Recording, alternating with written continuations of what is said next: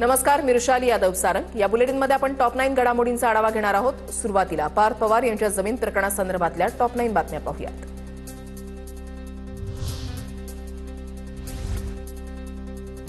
जमिनीचा व्यवहार करणाऱ्यांवर गुन्हा दाखल, कारवाई नियमानुसारच, कुणालाही वाचवण्याचा आमचा प्रयत्न नाही। पार्थ पवारांवर गुन्हा दाखल न करण्याबाबत फडणवीसांची स्पष्टोक्ती। जमीन गैरव्यवहार प्रकरणामध्ये पार्थ पवारांवर गुन्हा का दाखल नाही हे राज्याचे गृहमंत्री फडणवीसच सांगू शकतील, शरद पवारांची प्रतिक्रिया।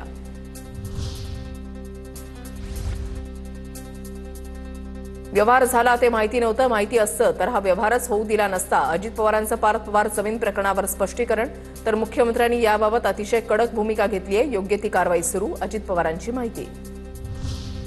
कुटुंब आणि राजकारण या दोन वेगवेगळ्या गोष्टी, सुप्रिया सुळेंनी वैयक्तिक मत मांडलं, शरद पवारांची प्रतिक्रिया। पार्थ पवार जमीन गैरव्यवहार प्रकरणी सुप्रिया सुळेंच्या मवाळ भूमिकेमुळे पक्षांतर्गत नाराजीच्या होत्या चर्चा। दरम्यान या प्रकरणाची चौकशी करून वास्तव समाजासमोर ठेवलं पाहिजे, शरद पवारांकडून भूमिका स्पष्ट। पुणे जमीन व्यवहार प्रकरणातील आरोपी शीतल तेजवानी 300 कोटी घेऊन परदेशात फरार झाल्याची माहिती। शीतल तेजवानीवर 2 गुन्हे दाखल, जमिनीचे व्यवहार करण्यासाठी पॉवर ऑफ अटॉर्नी दिल्याचा आरोप। पक्षचोरी मतचोरीनंतर आता जमिनीही चोरायला निघालेत, मुख्यमंत्री समिती नेमणार, क्लीन चिट देणार आणि मग विषय संपला। पार्थ पवार जमीन व्यवहार प्रकरणावरून उद्धव ठाकरेंची टीका। व्यवहार झालाच नाही, अजित पवारांचं वक्तव्य म्हणजे joke of the day. Thackeray गटाचे नेते अंबादास दानवेंचं ट्विट, संघाच्या मुशीमध्ये तयार झालेल्या नेत्यानं भ्रष्टाचाराला दिलेला राजाश्रय म्हणावा लागेल, दानवेंचा मुख्यमंत्र्यांवर निशाणा। जैन बोर्डिंग आणि पार्थ पवार प्रकरण सारखंच, दोन्ही प्रकरणांची ईडीमार्फत चौकशी व्हावी, दंगेकरांची मागणी। तर पार्थ पवार चुकले, कारवाई झाली पाहिजे असंही वक्तव्य। पुण्यातील सर्व जमिनीच्या व्यवहारांची सरकारनं श्वेतपत्रिका काढावी, पुण्यातील या अगोदरच्या सर्व व्यवहारांची चौकशी करण्यात यावी, हर्षवर्धन सपकाळ यांची मागणी। आता पाहूया टॉप 9 मोठ्या राजकीय बातम्या।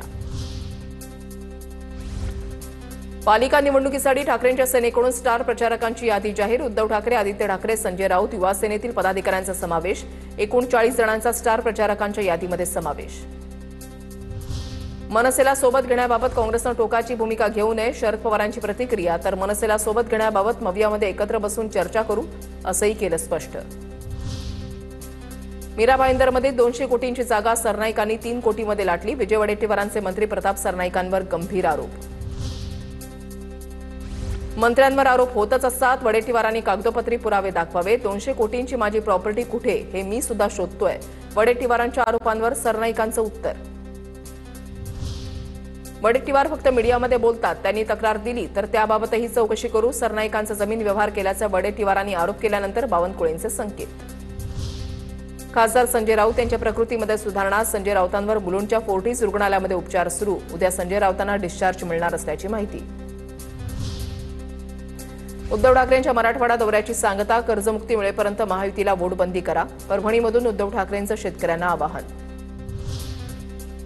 मोहोळ आणि चंद्रकांत पाटलांच्या 2 वेगवेगळ्या टोळ्या, रवींद्र धंगेकरांचा गंभीर आरोप, तर गुन्हेगार चंद्रकांत पाटलांच्या मिरवणुकीमध्ये नाचतात, माझ्याकडे व्हिडिओ, धंगेकरांचा मोठा दावा। जानेवारी अखेरपर्यंत निवडणूक होणार, त्यानंतर महामंडळांचं वाटप, अजित पवारांचं महामंडळ वाटपावर मोठं विधान। 3 पक्षाचं सरकार आहे, ज्यांना संधी मिळणार नाही त्यांना समित्यांवर संधी देईन, असंही केलं आश्वस्त। आता पाहूया टॉप 9 राजकीय बातम्या। स्थानिक स्वराज्य संस्थेच्या निवडणुकीमध्ये युती किंवा आघाडीबाबत काँग्रेस बुधवारी निर्णय घेणार। 12 तारखेला महाराष्ट्र काँग्रेसची पार्लमेंटरी बोर्डची बैठक, सर्व जिल्हाध्यक्षांसोबत चर्चा केल्यानंतर राज्यातील प्रमुख नेत्यांसोबत चर्चा करून निर्णय होणार। धनंजय मुंडेंसोबतचे कार्यकर्ता कांचनचे फोटो सोशल मीडियावर व्हायरल, मुंडेंनी हत्येचा कट रचल्याचा आरोप करताना मनोज जरांगे यांनी पत्रकार परिषदेमध्ये घेतलं होतं कांचनचं नाव। कांचन दोन्ही आरोपींना घेऊन धनंजय मुंडेंकडे गेल्याचा जरांगेंचा आरोप। कांचन उर्फ कल्पेश साळवेचा मुंडेंसोबत बोलतानाचा व्हिडिओही समोर। धनंजय मुंडेंनी आता नार्को टेस्टला सामोरं गेलंच पाहिजे, राष्ट्रवादी शरद पवार पक्षाचे आमदार संदीप क्षीरसागर यांची प्रतिक्रिया। आरोपींना बळ देणारे कोण, सखोल तपास करा, मनोज जरांगेंची भेट घेतल्यानंतर क्षीरसागर यांची मागणी। राज्य अल्पसंख्याक आयोग कॅबिनेट मंत्री नितेश राणे यांना नोटीस पाठवण्याच्या तयारीत, वारंवार द्वेषाची भाषा वापरतात, नोटीस पाठवून खुलासा मागवणार। राज्य अल्पसंख्याक आयोगाचे अध्यक्ष प्यारे खान यांचं वक्तव्य, कुंभमेळाव्यात मुस्लिमांना दुकानं न देण्याचं वक्तव्य होण्याची चिन्ह। सोसायट्यांसाठी कर्ज काढायचं, कर्जबाजारी व्हायचं आणि पुन्हा कर्जमाफीची मागणी करायची. मंत्री राधाकृष्ण विखे पाटलांचं वक्तव्य. मात्र चूक लक्षात येताच विखेंकडून सारवासारव.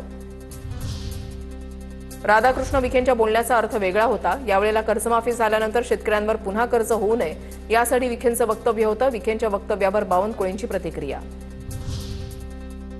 मला पक्षाने नोटीस दिलेली नाही. चाकणकरांवरील वक्तव्यानंतर खुलासा मागितलाय. 7 दिवसांमध्ये पक्षाला खुलासा देईन.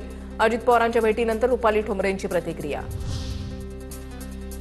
मनोज जरांगे पाटील, वीरेंद्र पवार आणि गंगाधर काळकुटेंना मुंबई पोलिसांकडून नोटीस. मार्च महिन्यामध्ये दाखल करण्यात आलेल्या गुन्ह्याच्या तपासासाठी बजावण्यात आली नोटीस. 10 तारखेला पोलीस ठाण्यामध्ये हजर राहण्याचे आदेश. खासदारकीचा राजीनामा देऊन मी नगराध्यक्ष होणार. सातारा नगरपालिकेमध्ये मनोमिलनाच्या प्रश्नावर उदयनराजेंची मिश्कील प्रतिक्रिया. भाजप श्रेष्ठी जो निर्णय देतील तो मान्य असेल. शिवेंद्रराजे भोसले यांचं वक्तव्य.